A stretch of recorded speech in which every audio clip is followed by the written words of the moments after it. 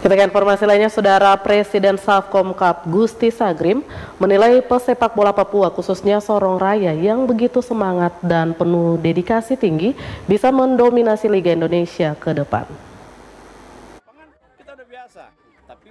Hal ini diungkapkan Gusti Sagrim ketika menyaksikan turnamen sepak bola Malai Simsa Cup pertama di Stadion Kilometer 24 Kabupaten Sorong. Ia menjelaskan lapangan yang tidak layak tidaklah menjadi alasan bermain bola, tetapi punya niat yang kuat untuk melatih diri menjadi lebih baik. Apalagi pemerintah menyediakan lapangan yang layak, bisa-bisa pemain Papua mendominasi Liga Indonesia. Presiden Savkom Gusti Sagrim mengungkapkan pandangannya tentang potensi pesepak bola di Papua, khususnya di wilayah Sorong Raya, yang dianggapnya memiliki semangat dan dedikasi tinggi. Menurutnya, para pemain sepak bola di daerah tersebut memiliki potensi besar untuk mendominasi Liga Indonesia jika diberikan kesempatan dan fasilitas yang memadai.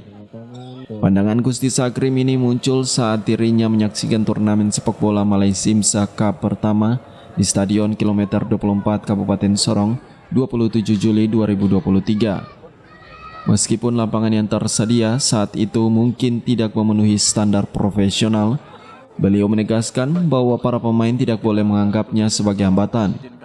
Bagi Gusti Sagrim, niat yang kuat untuk berlatih dan menjadi lebih baik adalah kunci utama untuk mengembangkan bakat sepak bola mereka.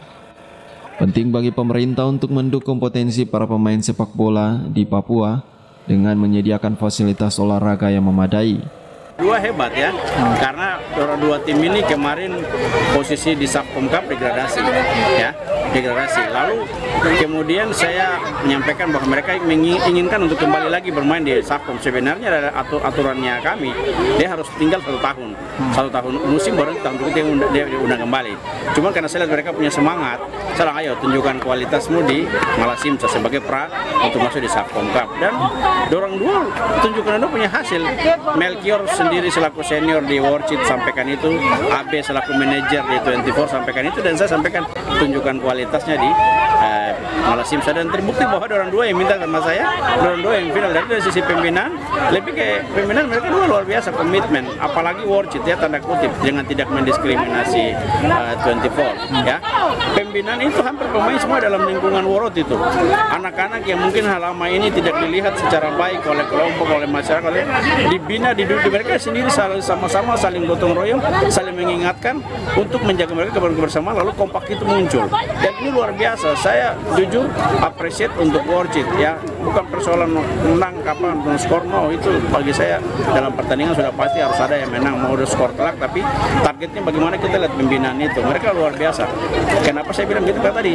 Hanya ada dalam lingkaran World itu mereka punya pemain, tidak ada satu orang pun yang keluar dari World itu ya.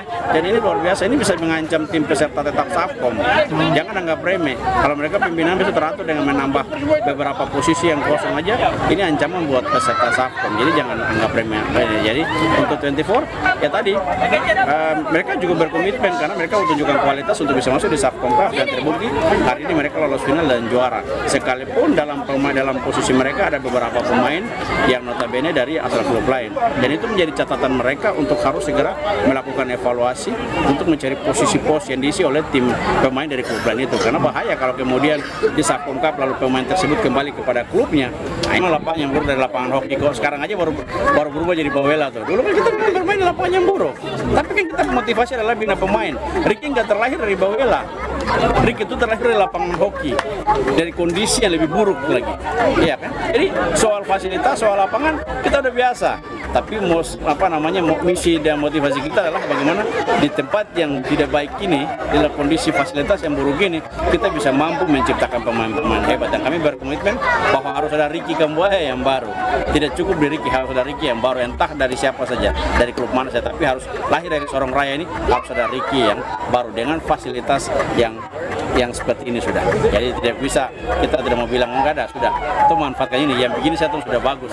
Apalagi kalau pemerintah sedikit fokus untuk benahi.